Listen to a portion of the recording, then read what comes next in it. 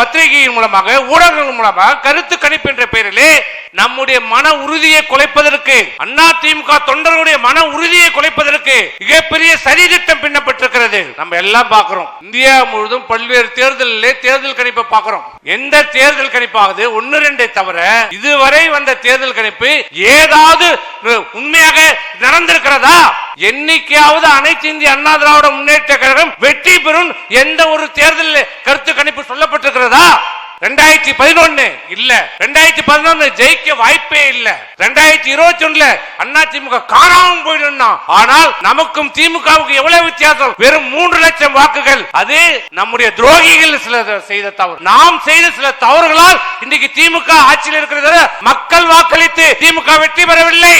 நம்முடைய தவறுகள், சில துரோகியின் காரணத்தால் இன்னைக்கு ஸ்டாலின் ஆட்சி பொறுப்பேற்றோம். நாங்க போட்ட பிச்சை இன்னைக்கு ஸ்டாலின் இன்னைக்கு முதலமைச்சராக இருக்கிறார்.